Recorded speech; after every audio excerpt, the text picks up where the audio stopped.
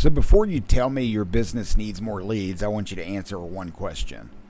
What happened to the leads you already received? And not how many people filled out a form, not how many calls Google Ads generated, not how many leads your marketing company highlighted in a colorful monthly report. What actually happened to those people?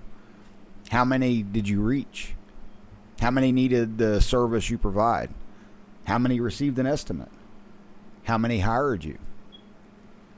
How much revenue did those jobs produce? And which marketing sources generated them? If you can't answer those questions, buying more leads probably is not your next move. You don't have enough information to know whether you have a lead generation problem. You may have a lead handling problem. Those are not the same thing. So this video is not about getting found on Google. It's not another conversation about whether your website converts. We're starting at the exact moment someone calls, submits a form, sends a message, or otherwise, raises their hand and says, I might want to hire you. What happens next? For a surprising number of local service businesses, the honest answer is a bunch of random shit.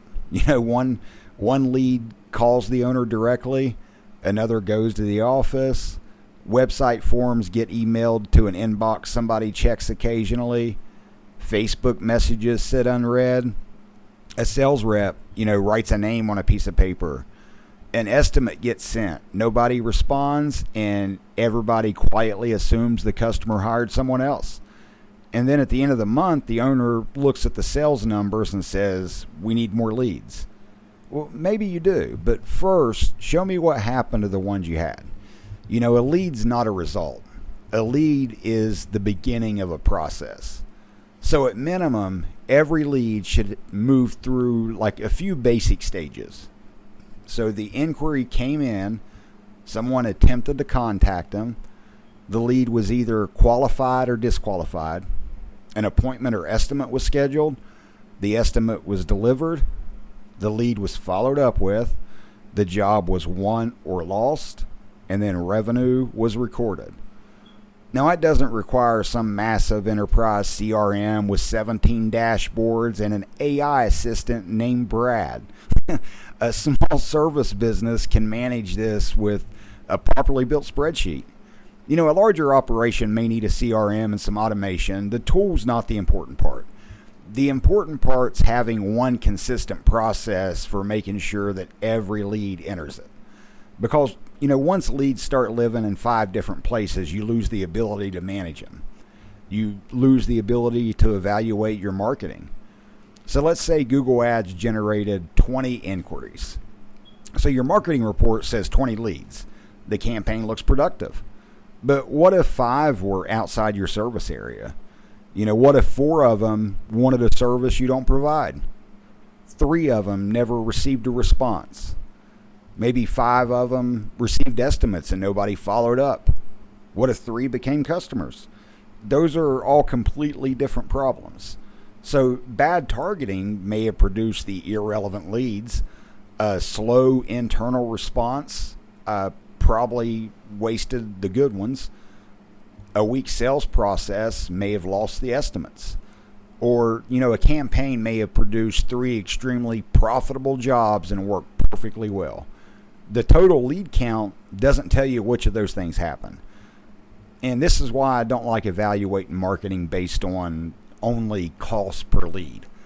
A cheap lead that never had any realistic chance of becoming a customer is not especially valuable. A more expensive lead that becomes a profitable repeat customer may be extremely valuable. You need to follow the lead further through the business. So the first thing I want tracked is the source. Where did this person come from? Google Ads, Google Maps, organic search, Facebook, a referral, yard sign, a repeat customer. I think they found us online is not a source. Just ask them. Use call tracking when it makes sense. Track website form submissions correctly. Keep the original source attached to the lead as it moves through the process. So otherwise you end up rewarding whatever marketing channel produces the most visible activity instead of the one producing the most valuable work. So the second thing to track is whether someone actually made contact. This is where response time matters, but I don't want to, turn the whole video into another lecture about answering the phone. Hell, sometimes you're on a roof, sometimes you're operating equipment, sometimes you're standing in somebody's flooded basement.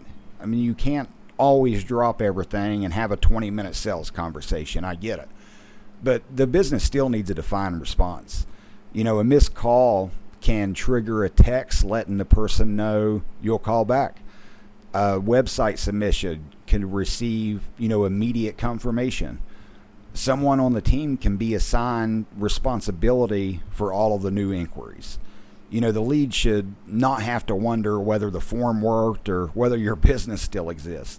Most importantly, you need to know whether follow-up happened.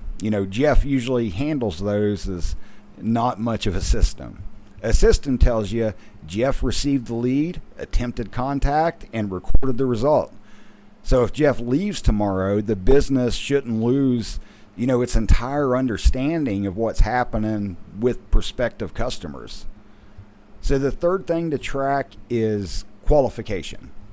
Not every lead is a good lead. Some are outside your service area. Some need a service you don't provide. Some have unrealistic budget. Some are calling the wrong company. Some are clearly collecting 17 estimates because apparently that's how they have chosen to spend their week. That's fine. Mark them as unqualified and record why. This information helps you determine whether your marketing is attracting the wrong people or whether you're simply dealing with the normal percentage of inquiries that's never going to become customers. But without qualification data, every lost lead gets blamed on marketing, and that's not honest or useful. So the fourth thing to track is the estimate. Was an estimate scheduled? Was it completed? Was it delivered? What was the estimated value? What happened afterward? This is often where the process kind of disappears. The business invests money generating the lead. Someone spends time talking to the customer. A team member drives to the property and measurements are taken maybe. An estimate's prepared. The estimate gets emailed once and everybody goes back to work. A week later, nobody knows what happened. And that's an expensive amount of effort to abandon because following up might feel awkward. Following up doesn't mean bothering someone twice a day and they block your number. It means having a professional process. Confirm that they received the estimate. Ask whether they have questions. Find out whether the project timeline changed. Just give them a clear way to move forward. If they chose someone else, record the outcome. You're not holding them hostage. You're trying to finish a business conversation that both of you started. So the fifth thing to track is the final result. Was the job won? Was it lost? Postponed? Was the lead never reached? Was it not a fit? If it was lost, why? Was it price, timing, no response? They hired a competitor? They decided not to complete the project? You're not always going to know the details, but you should record what you can. This is useful to show patterns when they start appearing. You may discover that one source generates a lot of inquiries, but very few qualified opportunities. Another may generate fewer leads, but larger jobs. You may find that one sales rep closes estimates consistently while the other lets them sit untouched. You might discover that leads are not the problem at all. The business may be generating enough opportunities but failing to turn those opportunities into estimates. Or it may be producing plenty of estimates but closing very few of them. Those problems require completely different solutions. So more traffic doesn't fix slow responses. Google ad spending doesn't fix estimates that nobody follows up on.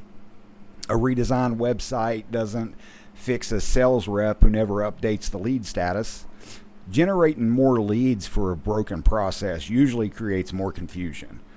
It can also make marketing look worse because more opportunities are entering the same mess and disappearing. So before you increase your budget, look at the last 30 days. Create one row for every inquiry. I want you to record the date, name, source, the service requested, the person it's assigned to, whether contact was made, whether the lead was qualified, whether an appointment or estimate was scheduled, the estimated value, the final status, and then the one revenue when that's available. Now you have something useful.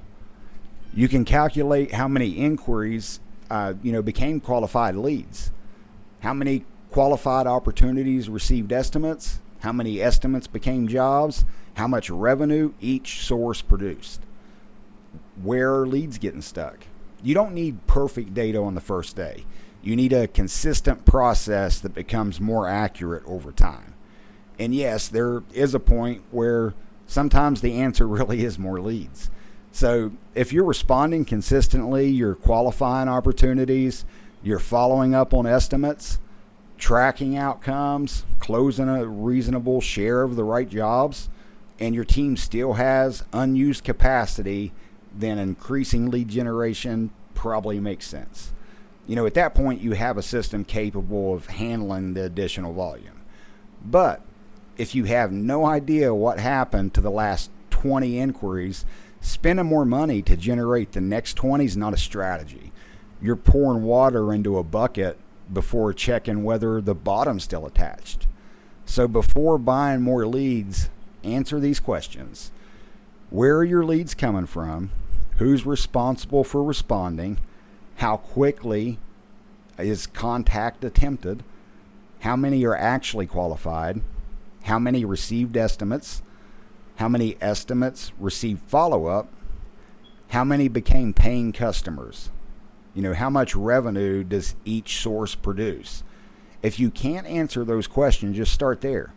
You may discover that your marketing's working way better than you thought. You might discover it's producing garbage. And you might discover the real problem has nothing to do with marketing. But at least you'll know. And knowing which problem you actually have is a hell of a lot cheaper than paying somebody to solve the wrong one. So if you want help examining the entire process, my Marketing Audit 90-day roadmap looks at your website, your Google visibility, lead generation, tracking, and follow-up. The goal is not to hand another report full of impressions and clicks. It's to determine what needs fixed first. The link's below.